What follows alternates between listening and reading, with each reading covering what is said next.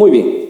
Entonces, hoy día vamos a ver entonces esto, la santidad de Dios, otro atributo comunicable, ¿ven? Otro atributo que Dios lo comunica hacia nosotros. ¿Por qué? Porque Dios pide que nosotros seamos santos, amén. Como siempre, el objetivo de la lección, de todo lo que estamos estudiando, es esto, que podamos tener un entendimiento más profundo de quién es Dios, cómo es Él y los atributos de Dios, para que cada uno de nosotros podamos darle a Dios una adoración más verdadera.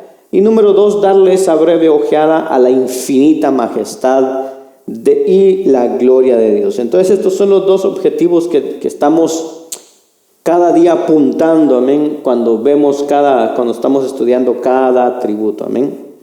El objetivo de esta clase dice así: el cultivo de la santidad exige mucho. Thomas Watson lo llama un trabajo sudoroso. Felizmente, Dios nos provee de varias motivaciones a la santidad en su palabra. Dios nos ha llamado a la santidad por nuestro bien y para su gloria. Entonces, el objetivo de esta clase es esto: que podamos entender esto, que si el cultivo de la fe o ese mandato que tenemos de vivir en santidad, de perseguir la santidad, sí muchas veces es algo que exige, que como dice Thomas Watson, dice, es un trabajo sudoroso, pero que felizmente Dios nos provee de varias motivaciones a la santidad en su palabra.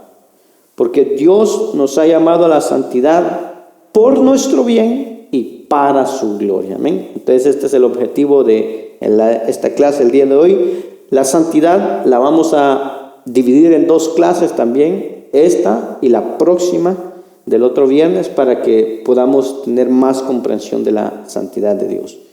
El plan del estudio de hoy, vamos a ver esto, el versículo para memorizar, luego vamos a ver la santidad de Dios. Dentro de la santidad de Dios vamos a ver su distinción con respecto a su creación. Describe su presencia pura e incorruptible, lo que dice la teología Schaeffer de lo que es santidad, la santidad, el significado, la escritura, aplicaciones, la santidad como una norma de la vida del creyente. Y vamos a ver qué es lo que nos dice también la teología de MacArthur y Mayhew acerca de lo que es la santidad. La santidad de Dios.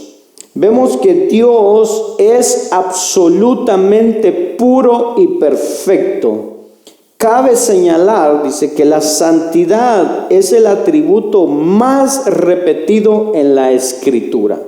Cuando nosotros vemos la Biblia, es uno de los atributos más repetidos. De hecho, cuando usted lee, cuando habla que Dios es santo, este es el único atributo que es elevado a la tercera potencia.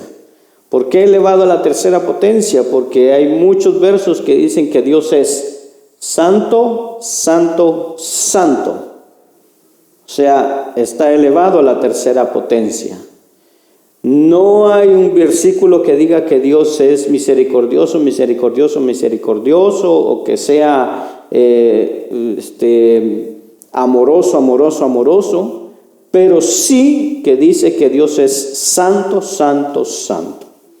Entonces, cuando estamos hablando de los atributos de Dios, ¿qué es un atributo? Un atributo es una cualidad o una característica que es verdad acerca de alguien. ¿Se acuerda que eso lo vimos? Al estudiar los atributos de Dios nos vamos vamos a tener un conocimiento mayor acerca de quién es Dios, de su persona. Y al estudiar los atributos de Dios vamos a ser muchas veces hermanos, confrontados, abrumados, golpeados por lograr entender un poco cómo es Dios. Y el objetivo de conocer los atributos de Dios, más que en un entendimiento intelectual, que sí es importante, lo principal o lo mayor en esto es enfocarnos, hermano, en una apreciación espiritual. Cómo estas verdades nos hacen más conocedores, pero también cómo nos impactan y cómo nos transforman, cómo transforman nuestras vidas. Y no solamente vamos a poder conocer a Dios y sus atributos a través de la palabra, o sea, donde nosotros conocemos a Dios es a través de la palabra. Ahí es donde nosotros entendemos cómo es Dios, quién es Él, cómo es Él. ¿Por qué? Porque no es el hombre quien define quién es Dios y cómo es Dios, sino que es Dios mismo quien se define cómo es Él. Entonces es en la palabra donde lo vamos a encontrar. Y al estudiar la santidad de Dios, muchas veces es llegar a terrenos, como dice Éxodo, que estamos en tierra santa. Cuando vamos en la santidad de Dios son terrenos un poco así como de reverencia, de temor hacia Dios, porque como decía Éxodo es tierra santa. Es un terreno que para el hombre es desconocido y es extraño. Cuando hablamos de santidad es hablar de qué es lo que significa. Y el atributo de la santidad de Dios significa que Él, o sea, Dios, es decir, Dios, no está tocado, ni manchado, ni corrompido o contaminado por el mal y el pecado. Cuando estamos hablando de la santidad de Dios, la santidad de Dios habla de la existencia de Dios como completamente separado de su creación y al mismo tiempo su naturaleza pura y absolutamente incorruptible. Entonces, cuando se habla de la santidad de Dios, se habla de esto. Ahora, hay una distinción de la santidad de Dios, su distinción con respecto a su creación. Y dice ahí, la Biblia demuestra la santidad de Dios de dos maneras únicas, pero coherentes. La primera es su distinción con respecto a su creación. Isaías 6:3, Salmo 99:9 y Oseas 11:9. Amén.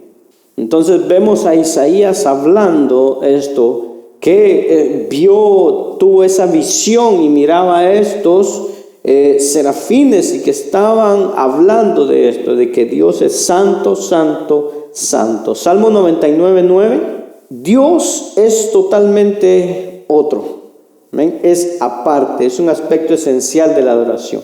Oseas 11:9. Entonces vemos que a lo largo de la Biblia la santidad de Dios es la base, hermanos, de nuestra comprensión de su existencia fuera del tiempo y del espacio. Y sin embargo, de manera algo sorprendente, la Biblia continuamente presenta la presencia de Dios manifestándose dentro e incluso morando entre su pueblo. A pesar de que la Biblia dice que Dios es santo, santo, santo, su presencia dice que se manifiesta y está morando muchas veces dentro de su pueblo. Amén. Ahora, la segunda distinción que hay es la que describe su presencia, que es pura e incorruptible. La segunda forma en que la Biblia demuestra la santidad de Dios, dice, describiendo su presencia pura e incorruptible. Una presencia que decide manifestarse en proximidad con su pueblo escogido. Cuando vemos el Antiguo Testamento, Dios manifiesta su santa presencia en varios lugares singulares. Son marcados como espacios sagrados a los que seres humanos solo, y aquí hay otro lugar donde solo un hombre podía entrar a ese lugar, al lugar santísimo. el lugar santísimo del tabernáculo, dice que ese lugar era consagrado por Dios para ser un lugar santo, pero que podían entrar algunos sacerdotes, podían entrar siempre y cuando guardaran ciertas purificaciones, ciertos rituales centrados en la adoración. No obstante, la santidad de Dios dice que es incorruptible y no puede volverse impura por el contacto con la humanidad pecadora. De hecho, tal contacto de la santidad traería, hermano, que Dios destruyera completamente a la humanidad si Él se presentara tal y como Él es, porque Él es santo, santo, santo. Entonces, si Él se presentara tal y como es, sería algo que destruyera la humanidad, puesto que la humanidad es pecadora. Una presencia así representa algo como un fuego consumidor. Usted recuerda cuando Moisés va delante de Dios y le dice: Señor, yo he visto tus maravillas, yo he visto tu milagro, he visto cómo sacaste al pueblo de Israel de allá de Egipto, he visto cómo destruiste a Faraón, las plagas, los prodigios, cómo tú proveíste en el desierto, cómo abriste el mar, cómo nos has guardado. Pero hay algo que yo quiero ver, le dice Moisés: muéstrame tu rostro, quiero verte a ti. Y entonces Dios le responde: no, Moisés, eso no se puede, porque morirías. Sin embargo, le dice: te voy a mostrar un poquito de lo que yo soy. Y abre una hendidura entre una roca y dice que él pasa, y cuando Moisés lo mira y después Moisés baja donde el pueblo, dice que tienen que cubrir su rostro porque resplandecía de tanta santidad. Y el pueblo decía: cúbrete, porque, no aguantaban. Entonces imagínense, si la presencia de Dios y la santidad de Dios se hiciera manifiesta, sería algo como un fuego consumidor para nosotros. Levítico capítulo 10, versículo 1 al 3, ¿qué nos dice? Los dos hijos entraron a la presencia de Dios, dice, supuestamente hombres consagrados para presentar algo. Entraron y presentaron, dice ahí, un fuego extraño, algo que Dios no les había pedido. Y Dios los consumió ahí. ¿Por qué? Porque fueron de una manera en la cual Dios no lo había pedido. Deuteronomio capítulo 4, versículo 24. Porque de Jehová tu Dios es fuego consumidor, Dios celoso. Esto nos da a entender entonces, hermano, cómo nosotros debemos de acercarnos delante de Dios. Que no solamente es así por así, sino que hay una forma en cómo Dios lo ha pedido de acercarnos delante de Dios, porque de lo contrario, dice, Él es fuego consumidor. El Levítico capítulo 10, versículo 1 al 3. Lo que dice de lo que es el fuego extraño, dice, no se detalla exactamente cuál fue la infracción de lo que pasó, pero mire en Éxodo capítulo 30, versículo 9, y después el 34 al 38. Éxodo 30, versículo 9, y después 34 al 38. Amén. Entonces, ve ahí que Dios había dado ciertas cosas de cómo debía de hacer. Exactamente. Fueron ciertas reglas que Dios dejó para presentar esa clase de incienso o de ofrenda. Y entonces ellos no lo hicieron, no dice qué fue lo que presentaron, sino que dice que era algo extraño. ¿Por qué? Porque no era lo que Dios había dicho. Ahora, dice que esta palabra fuego y extraño se traduce como extraño o desconocido. Y según el contexto, dice que puede traducirse como no autorizado. O sea, es posible que su error haya sido la presunción. ¿Ya? O sea, dice, ofrecieron incienso por iniciativa propia en lugar de esperar que el Señor los ordenara. Entonces, eso fue lo que pudo haber ocasionado el fuego extraño que ellos trataron de ofrecer. En Levítico 16:12, el Señor dice, ordena a Aarón a llenar su incienso con brasas de fuego del altar.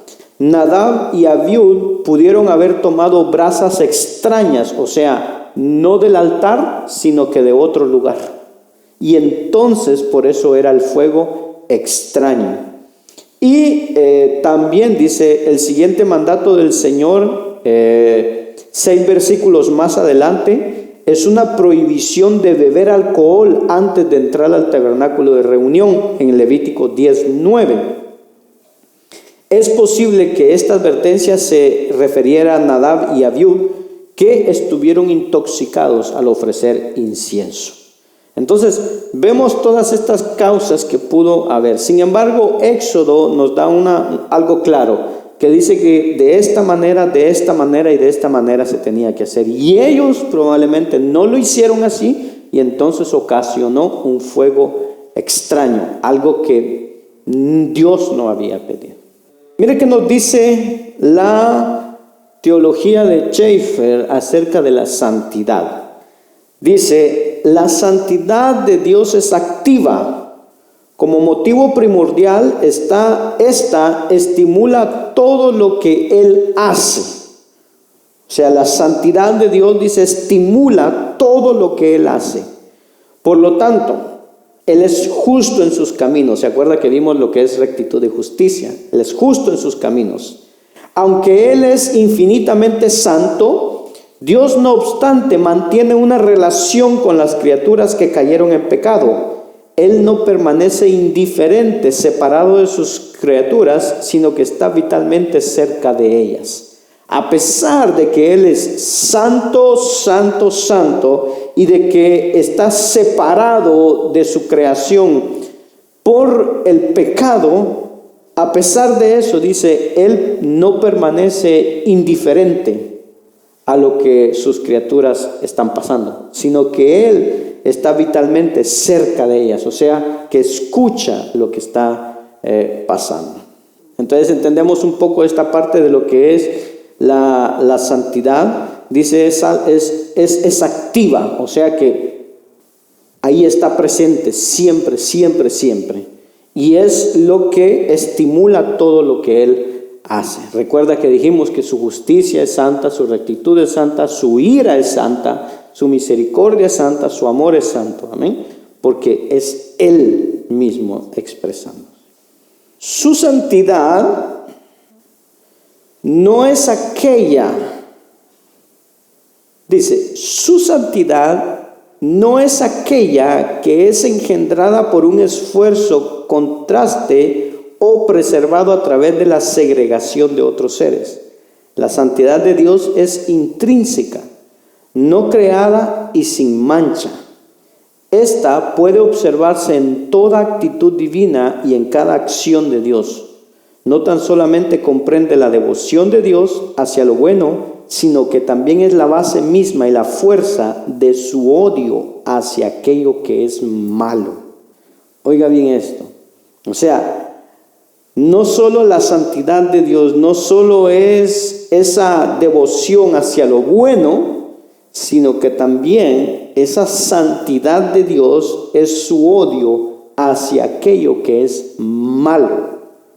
Por eso sucedió eso con los hijos de Aarón, porque estaban haciendo algo malo y su santidad, entonces, ¿qué fue lo que pasó? Que su santidad hizo que ellos murieran, porque estaban haciendo algo malo.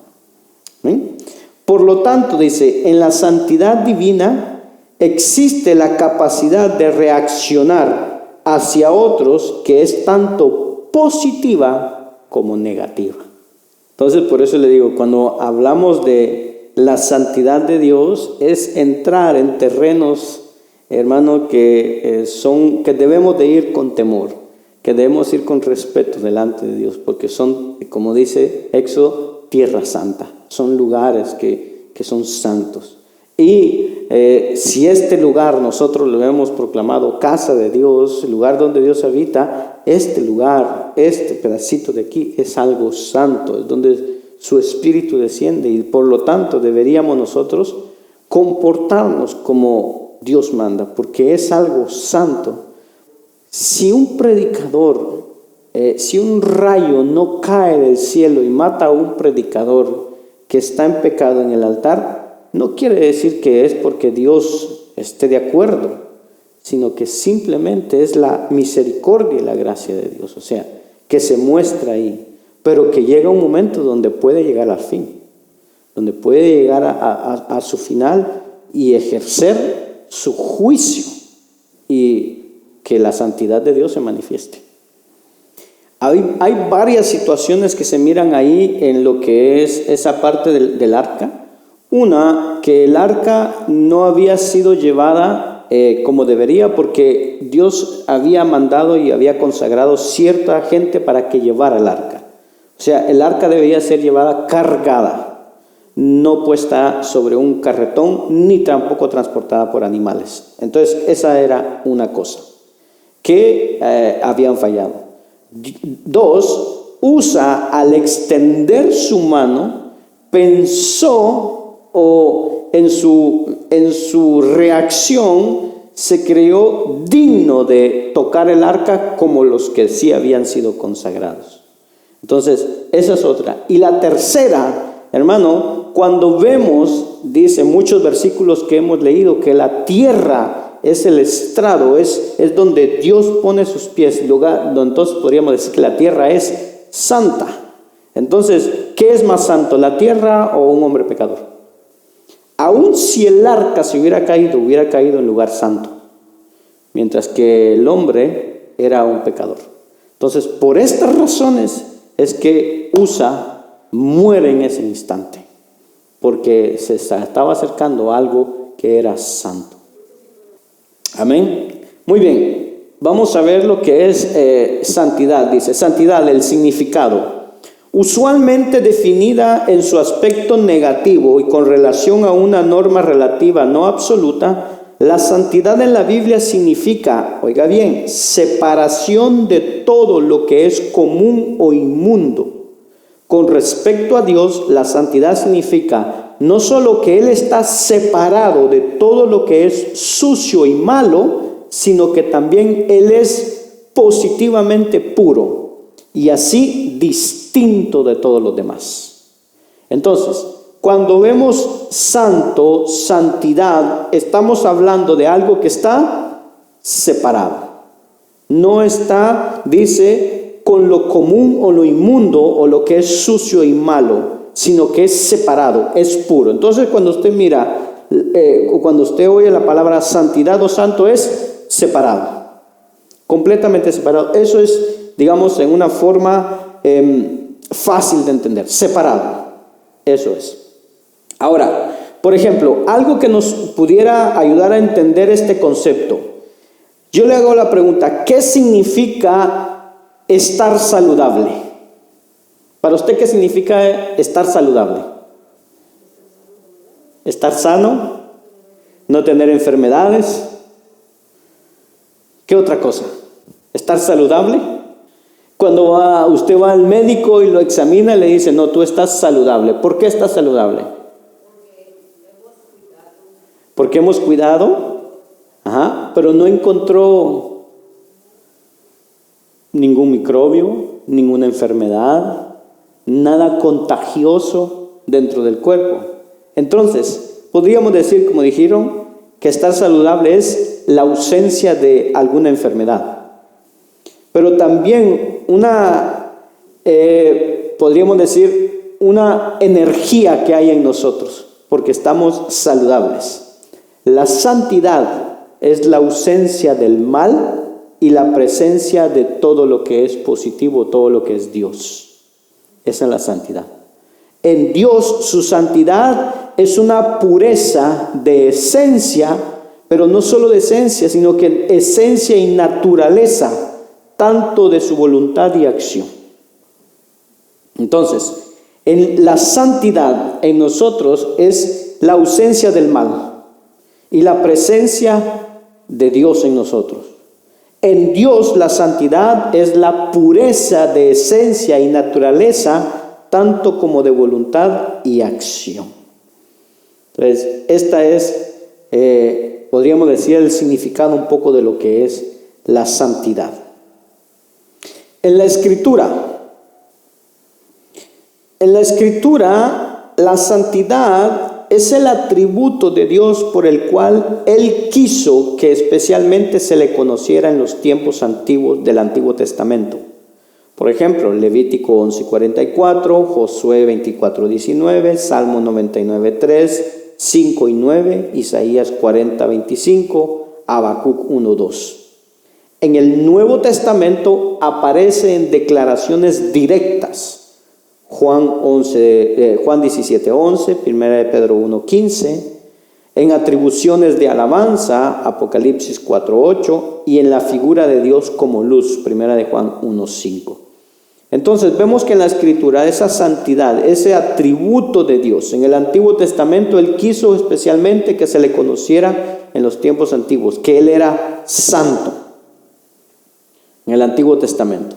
En el Nuevo Testamento ya aparece, dice, en declaraciones directas, en atribuciones de alabanza y en la figura de Dios como luz, esa santidad de Dios.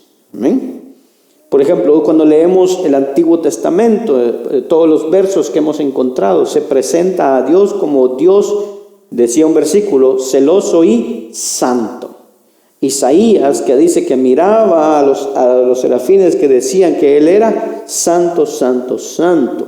Entonces, siempre se presenta delante de los hombres en el Nuevo Testamento como un Dios que es santo. O sea, esa es la forma en el Antiguo Testamento. Mientras que en el Nuevo Testamento ya aparecen declaraciones directas. Por ejemplo, Juan capítulo 17, versículo 11.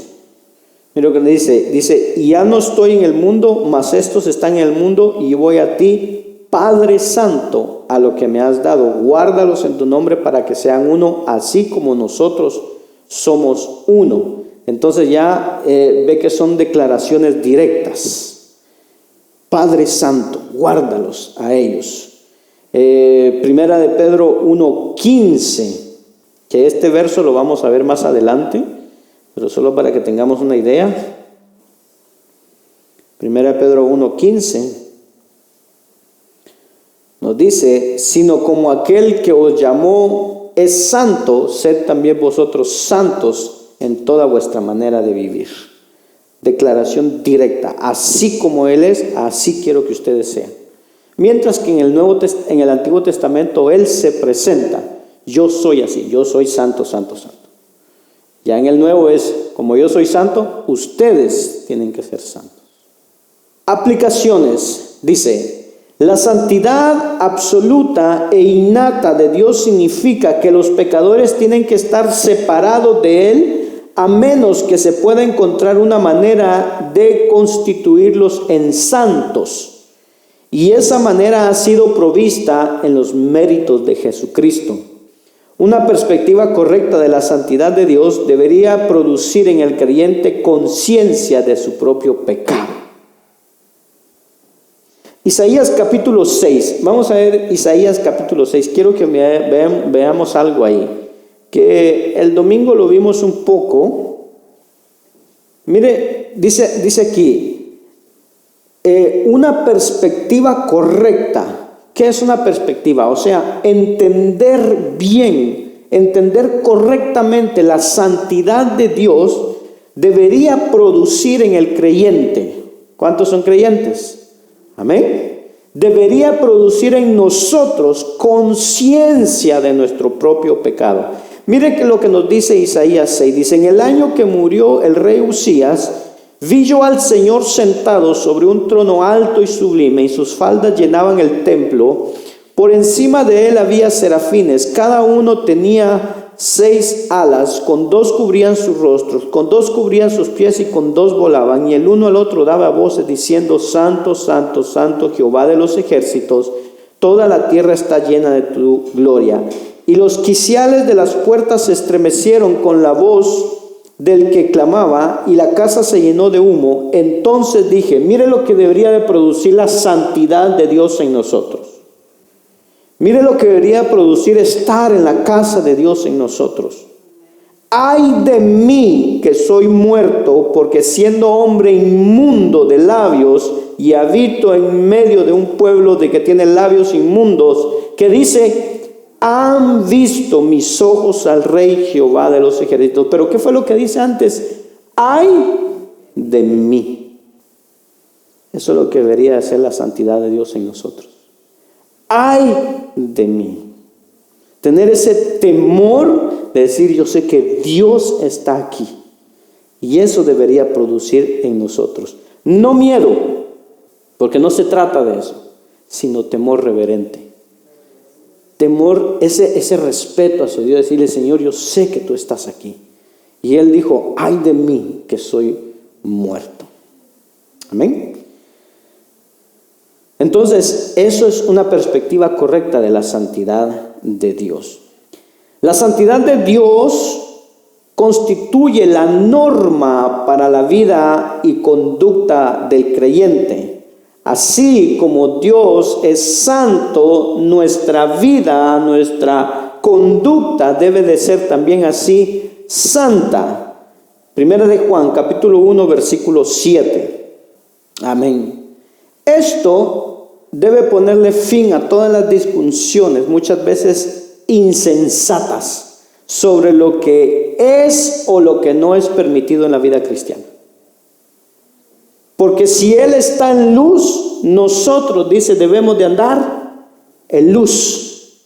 La conducta propia puede ser probada con la siguiente pregunta. O sea, cada vez que alguien viene a preguntar: pero es que ¿será que esto es malo? ¿Pero será que esto otro es malo? ¿Será que tomarme una cerveza es malo? ¿Será que hacer esto es malo? Bueno, la pregunta que deberíamos de hacer no es: ¿es santo? ¿Es la norma del creyente? Amén. Eso es lo que deberíamos de preguntar. Aunque nosotros como creyentes no llegaremos, hermano, a la medida de lo que Dios quiere que nosotros lleguemos, a donde debemos de llegar, hermano, debemos de buscar, debemos de seguir esa actitud. Cada vez que escuchamos la palabra santo o santidad, debemos pensar en algo que está apartado, pero mire, apartado, no lejos, sino apartado del pecado. Y creo que nosotros necesitamos, hermano, entender esto, que no estar lejos, que necesariamente estar lejos en cuestión de distancia, hermano, no es estar tal vez separados de Dios. Porque muchas veces podemos estar cerca o estar dentro de la iglesia, pero completamente apartados de Dios. Separados completamente.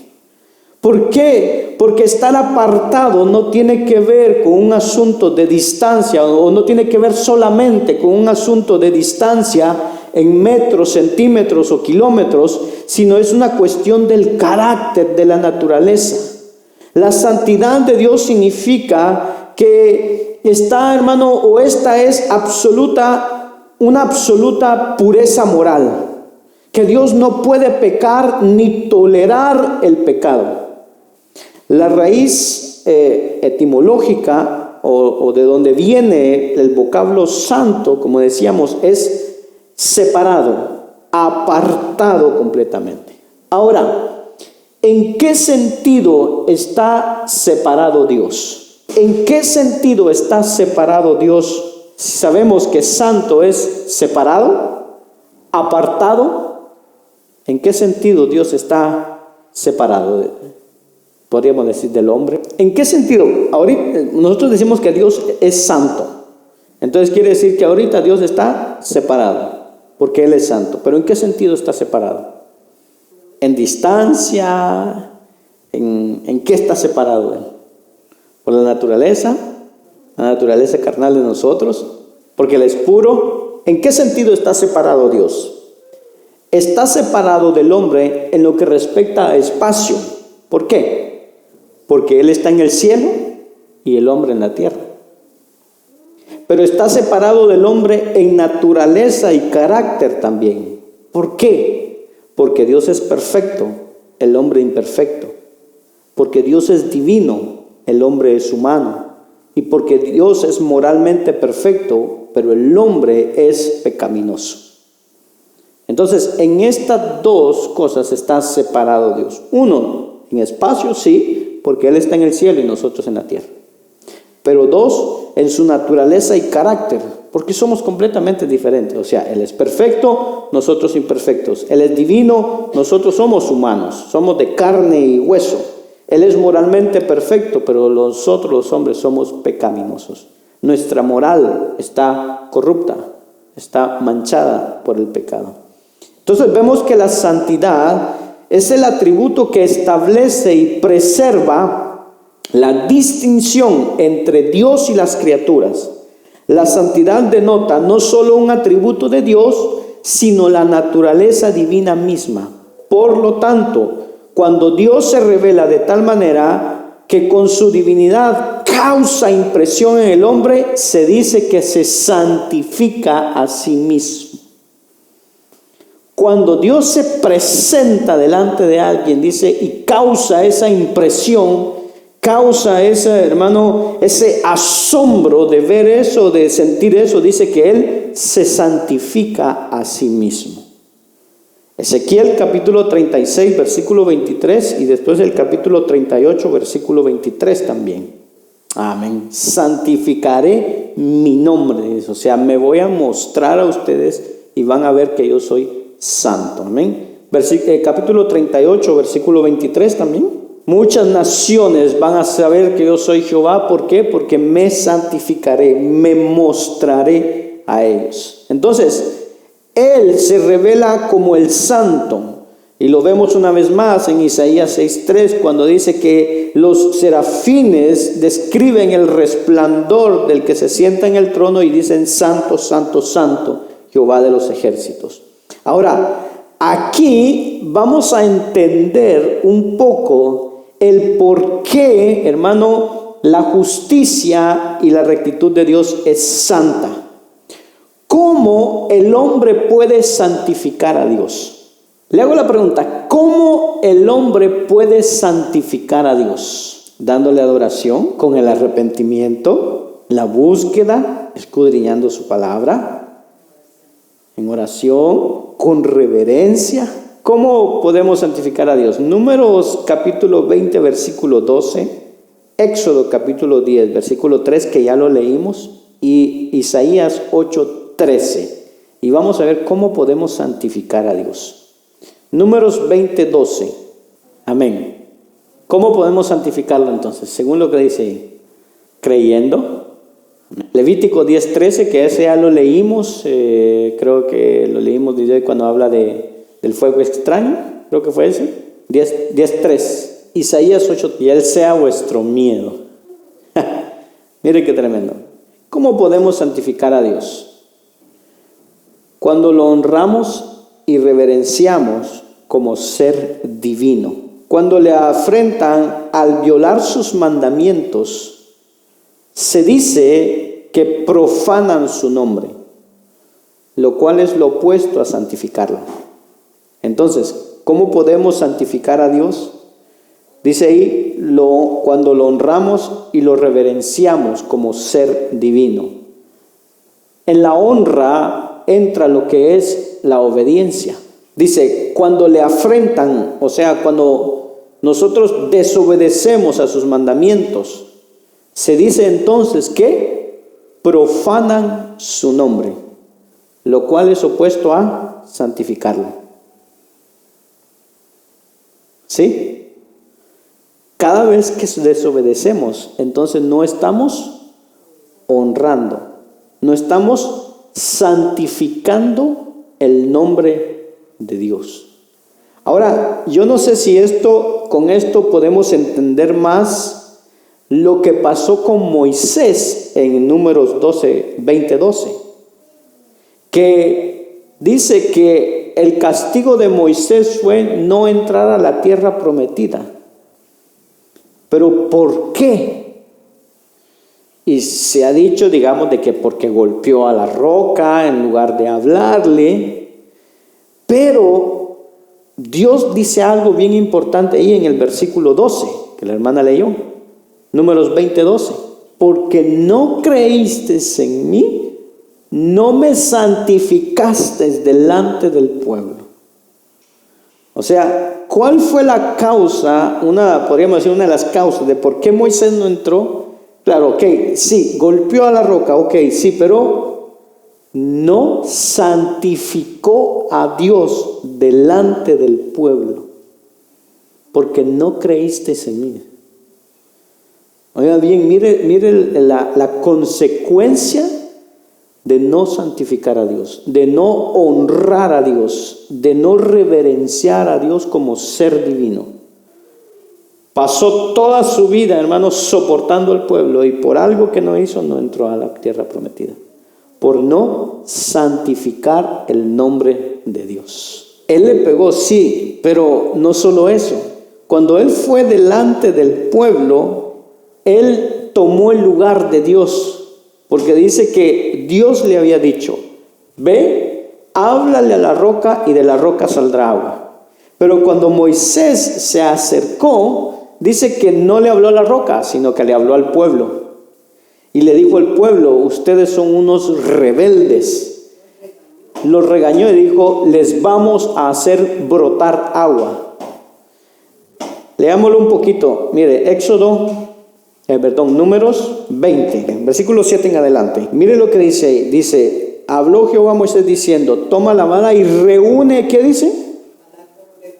Esa era una reunión como cuando se reunían a adorar a Dios.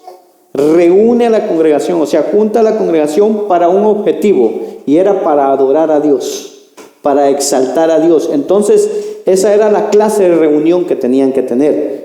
Y sigue el verso 9. Amén. ¿Se da cuenta cómo es que Moisés hace? Reúne a la congregación, que era una reunión para santificar a Dios, pero ¿qué hace él? Se pone en lugar de Dios y dice, oíd ahora, rebeldes, cuando Dios no le había dicho que le hablara al pueblo, que solo le hablara a la peña, a la roca. Y dice, oíd ahora, rebeldes. ¿Y qué hace Moisés?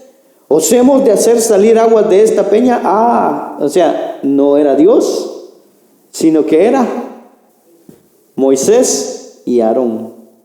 O sea, nosotros les vamos a hacer salir de agua esta peña. Pues miren, así se hace. Y entonces golpean la peña. No santificaron el nombre de Dios, no honraron el nombre de Dios. Y por esta razón fue que no entraron.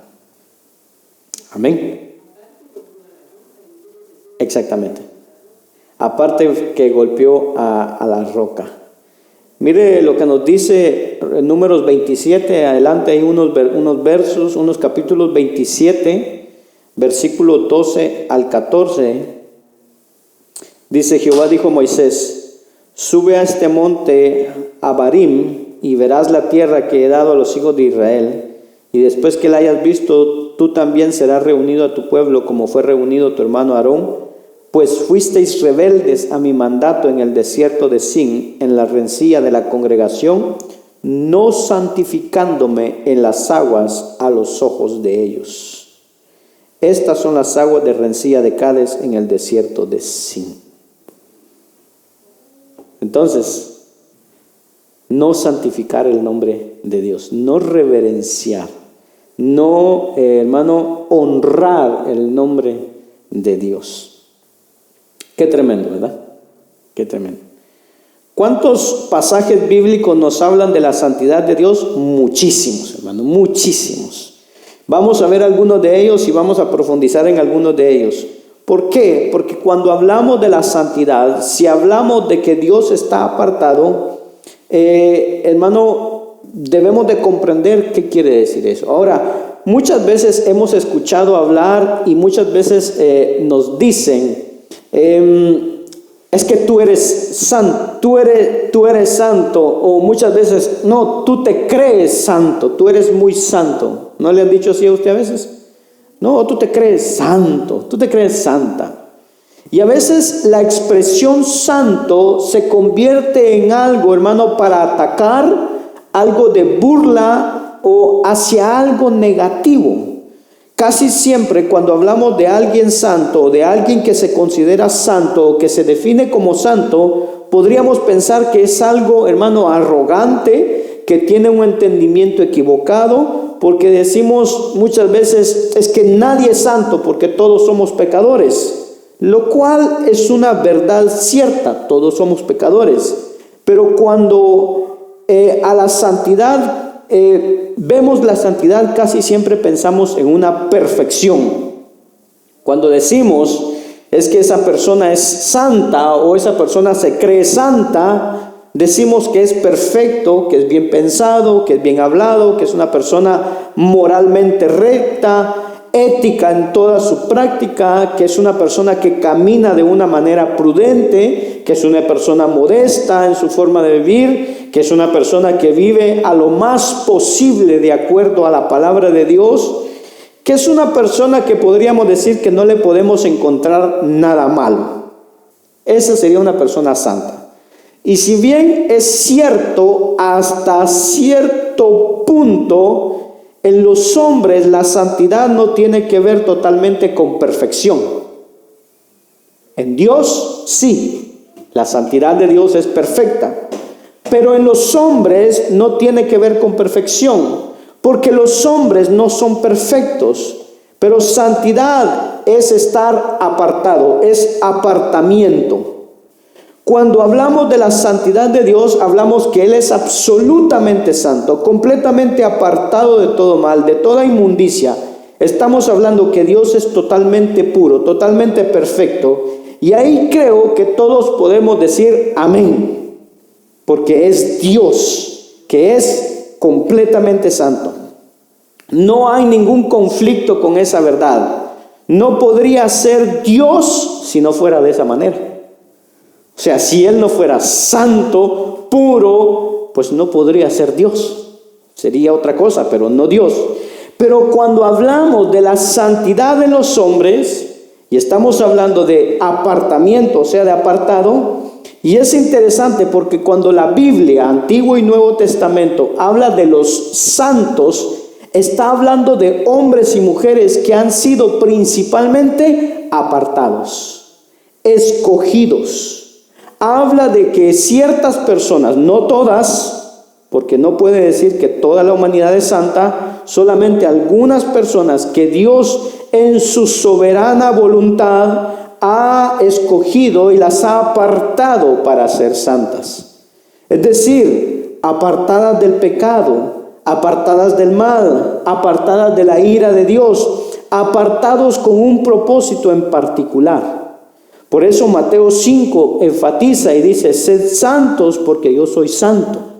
El Antiguo Testamento, como el Nuevo Testamento, demanda algo del pueblo de Dios y es santidad de su pueblo. Y cuando Dios habla de santidad acerca de su pueblo, demanda que su pueblo se aparte del mal. Cuando Pablo escribe a los Corintios acerca de aquel ofensor que estaba en la iglesia, en los capítulos 6 y 7 de Corintios, Pablo dice, no os juntéis con los fornicarios, no os juntéis con los adúlteros, no os juntéis con los ladrones. Ahora, hacer eso, hermano, tendríamos que salirnos del mundo para no juntarnos con todos ellos. Pero cuando habla es que en la iglesia de Cristo, en medio de la comunión de los santos, en medio de la congregación del pueblo de Dios, nosotros tendríamos que perseguir y buscar la santidad.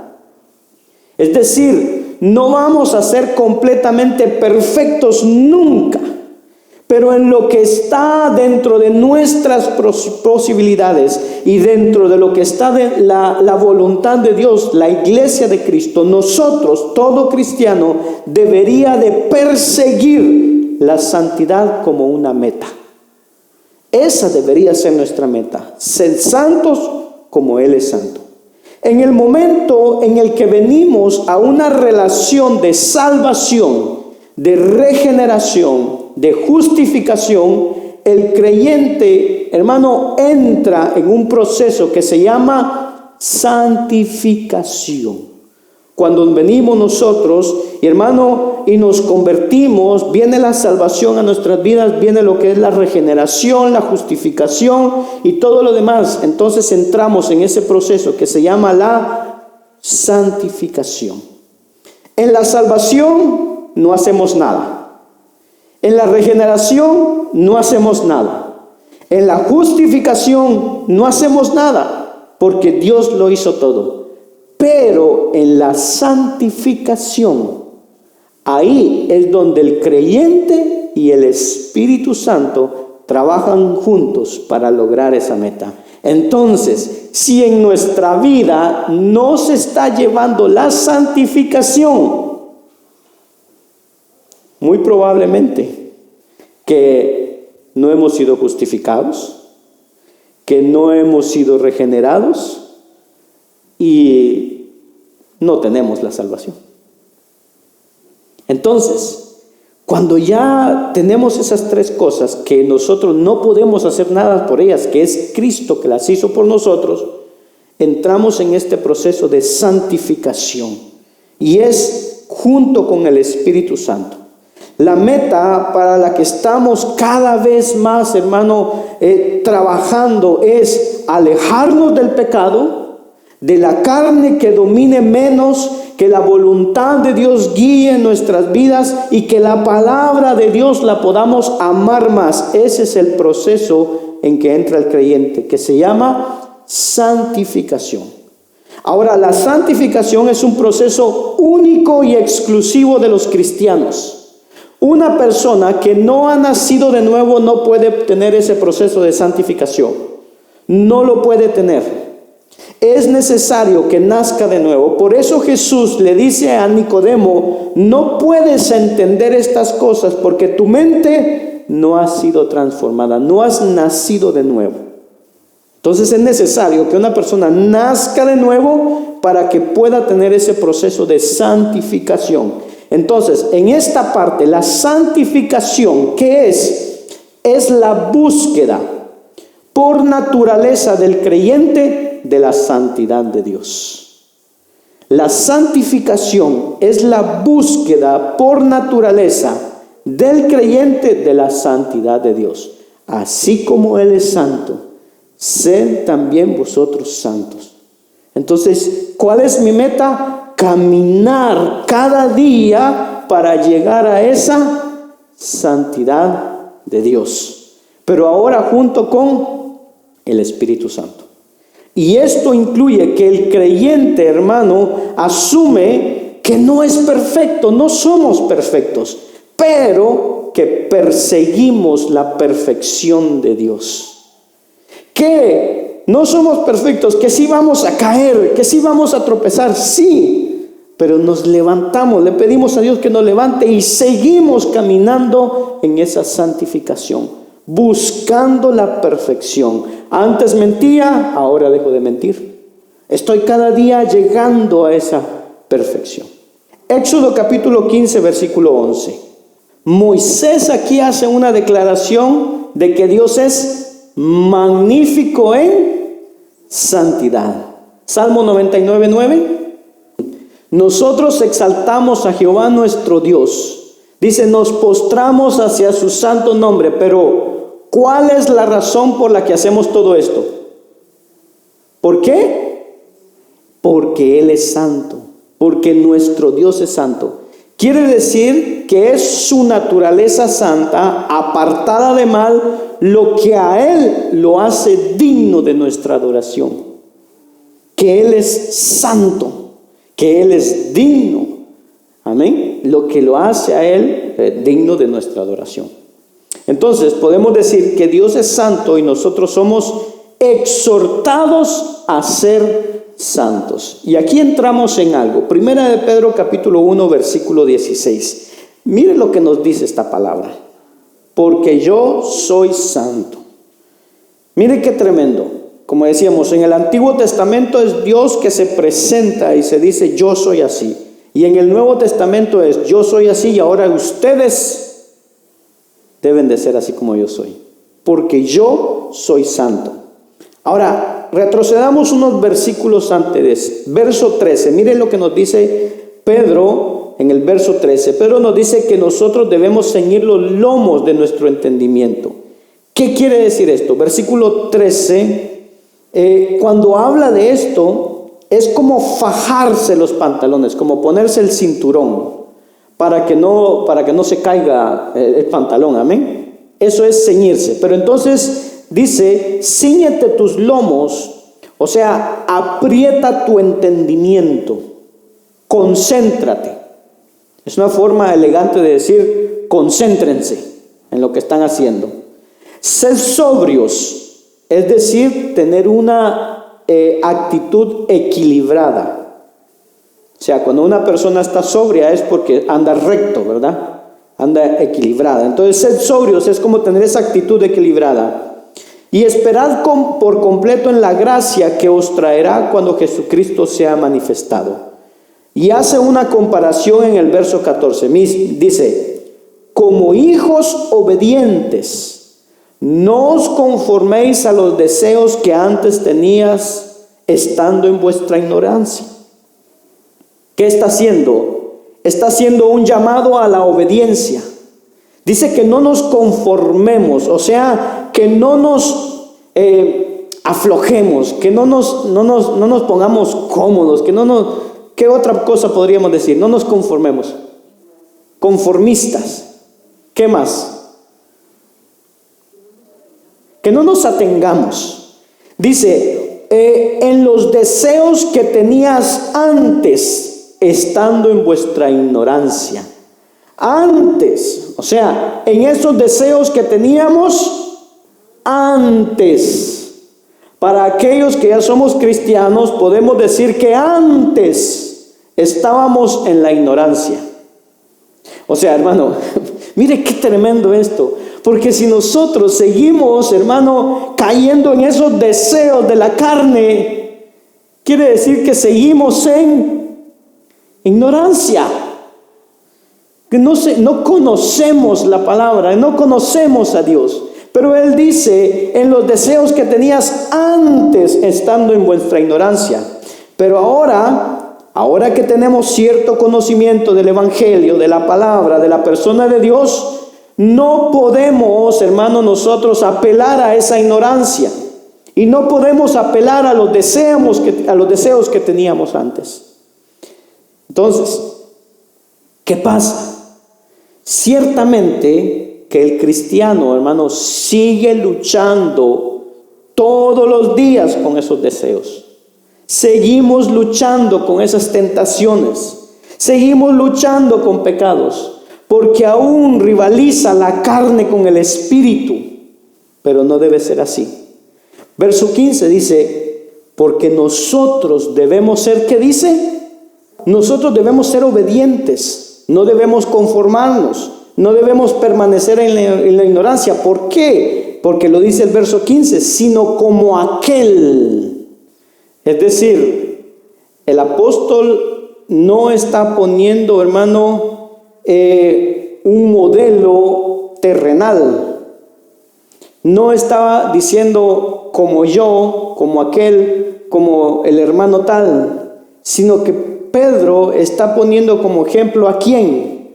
A Dios mismo. La regla es Dios, sino como aquel que os llamó, que dice, es santo, sed también vosotros santos en toda, ¿qué dice? Vuestra manera de vivir, porque escrito está, sed santos, porque yo soy santo.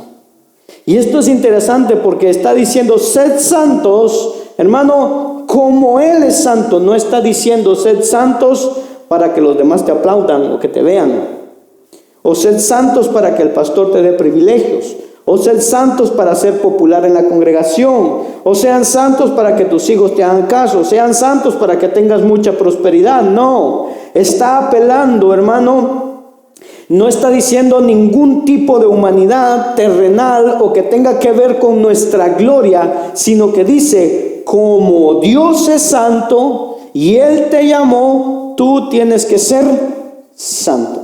El que te llamó, te convocó, el que te salvó es santo, está apartado del mal y perfectamente puro. Y es por eso que estamos llamados a apartarnos del mal y buscar la pureza, la rectitud, buscar una vida de integridad. Debemos buscar ser como Dios, no en el sentido de ser Dios, sino buscar todo lo que es Él para agradarle a Él.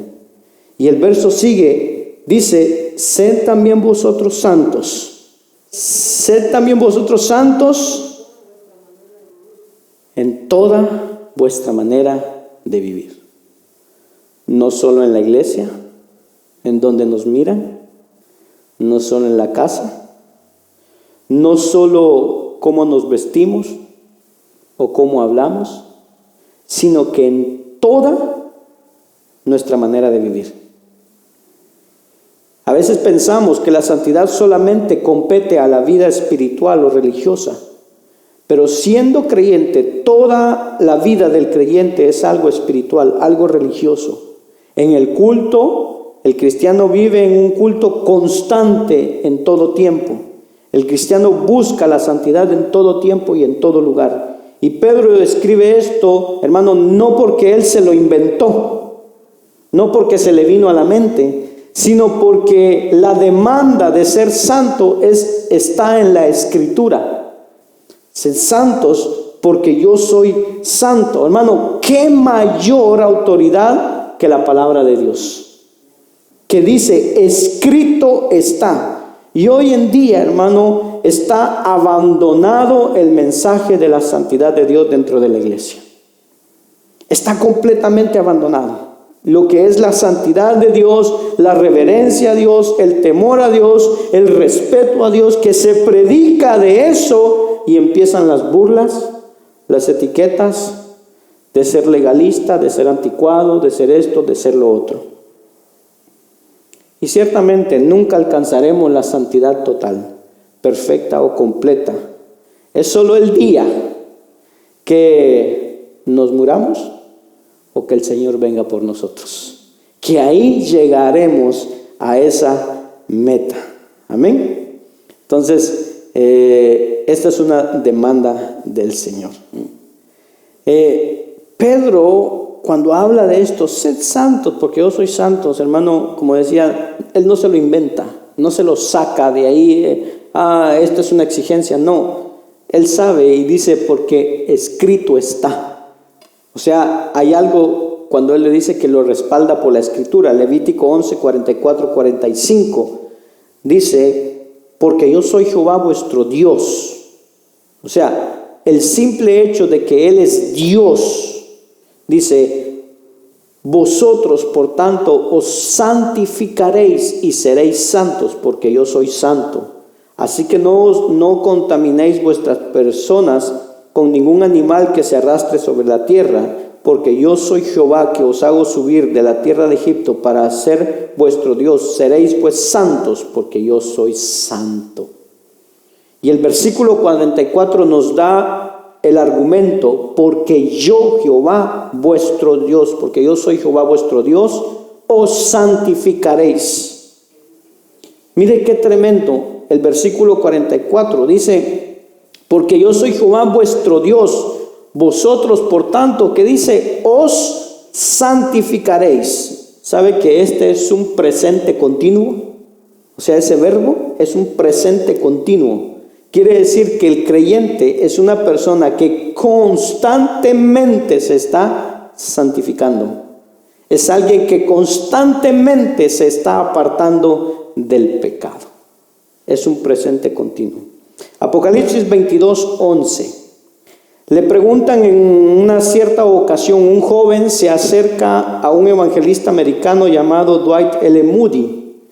Y este joven se acerca a Dios y le pregunta: pastor, en la Biblia no dice que no pueda fumar, ¿puedo fumar? Y Moody le dice: claro que sí, claro que por supuesto puedes fumar. Y le dice el joven: ¿así? ¿Hay un versículo que diga que sí? Y le dice: sí, hay un versículo que dice que sí puedes fumar. Y entonces Moody lo lleva a Apocalipsis 22:11, que dice: el que es injusto, sea injusto todavía, y el que es inmundo, sea inmundo todavía, y que es justo, practique la justicia todavía, y el que es santo, santifíquese todavía.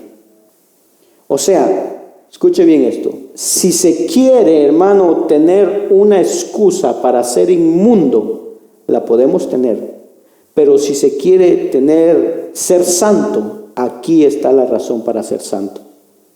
Y Él es santo. Entonces dice: santifíquese todavía. El que es santo, santifíquese todavía. Conocer los atributos de Dios no es solamente, hermano, quedarse con un entendimiento teológico y decir: oh, wow, Dios es santo, wow, qué maravilla. No, es que vamos a entender, hermano, muy poco de lo profundo que es Dios. Pero cuando entendemos estas verdades, es que de la cabeza vengan al corazón, y es ahí donde empieza el reto, y es ahí donde muchas veces los amenes se acaban, porque es ahí donde tenemos que bajarlo de la cabeza al corazón. Porque cuando cantamos: santo, santo, santo, Señor omnipotente, siempre el labio mío loores te dará, pero cuando ese santo se convierte en ahora tú debes ser santo, es ahí donde la cosa ya no nos gusta. Es ahí donde se nos confronta. ¿Por qué? Porque si sabemos que santo es apartado, la pregunta es: ¿estoy apartándome del mal? ¿Estoy apartándome de la iniquidad? Alguien dijo una vez: el que no quiere caerse, que no camine por lugar resbaloso. El que no quiere caerse, que no camine por lugar resbaloso. Así de sencillo. Amén. Terminamos con esta pregunta: ¿qué es consagrarse? ¿Qué es consagrarse? ¿Dedicarse? ¿Apartarse para Dios? Bueno, pues si yo digo me consagro para estudiar, o me consagro, qué sé yo, para aprender un instrumento, o sea, si me consagro a mis estudios, apartarse, disciplinarse. Es interesante pensar en eso, porque dice: hoy me voy a consagrar, pero a veces no entendemos bien qué es esa parte, consagrarse. Tengo el objetivo de apartarme para Dios. Muy bien. Mire qué tremendo esto. Consagrarse. Es junto a algo o a alguien, una colaboración. Sagra es sagrado y se la persona. Entonces es una colaboración. ¿Con quién? Con el Espíritu Santo, con Dios y la persona. ¿Por qué a veces cuando nos consagramos para Dios, a veces fallamos? Porque se nos olvida a veces tomar en cuenta lo principal, que es Dios, que es el Espíritu Santo. Entonces digo: yo me voy a consagrar, ok, solo vos te vas a consagrar, solo tú te vas a consagrar, no vas a tomar en cuenta al Espíritu Santo, que es el que te ayuda a consagrarte.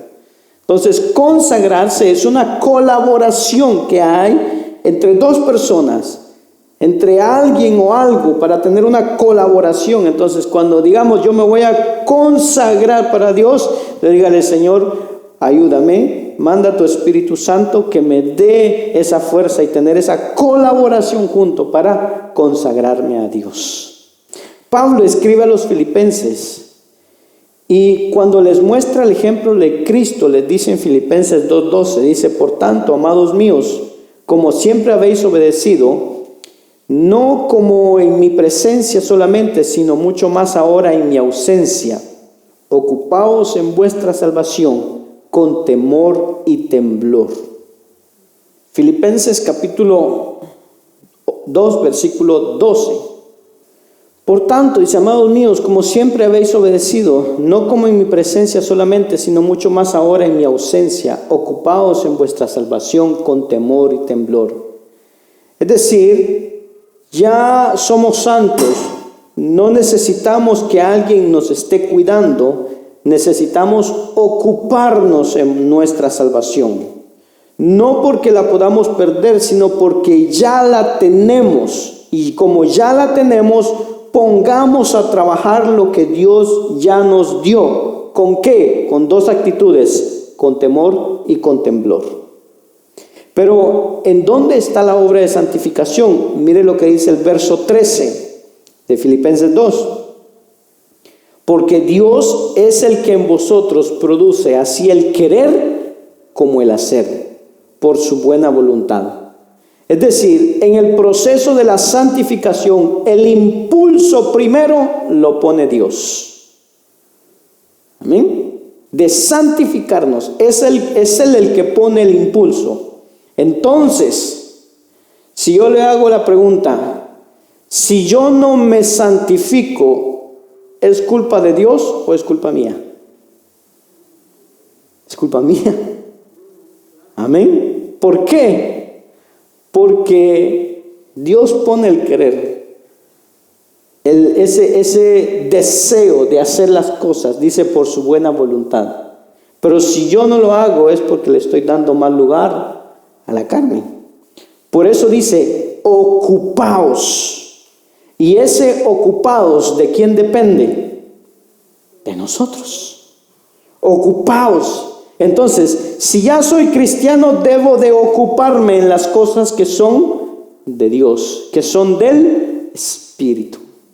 Romanos 8:5 dice, porque los que son de la carne piensan en las cosas de la carne, pero los que son del Espíritu, en las cosas del Espíritu. Porque el ocuparse en la carne es muerte, pero el ocuparse en el Espíritu es vida y es paz. Entonces la responsabilidad de la santificación es una responsabilidad compartida entre Dios y el creyente.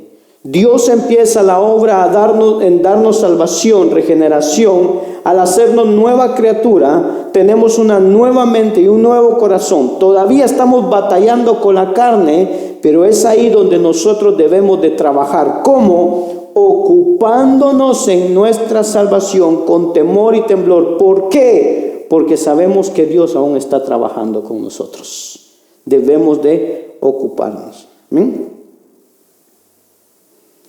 Quiero terminar con esto. Y la vamos a tratar el próximo viernes, estas preguntas. ¿Cuál es la primera petición del Padre nuestro y por qué? Piénsela, escríbala, medítela y el próximo viernes la vamos a tratar. ¿Cuál es la primera petición del Padre nuestro y por qué? ¿Cómo puedo ser santo como Dios es santo? Cuando usted reflexiona sobre la santidad de Dios, ¿cuál es su respuesta? ¿Cómo le afecta prácticamente la santidad de Dios? ¿Y cómo afecta la santidad de Dios su adoración a Dios?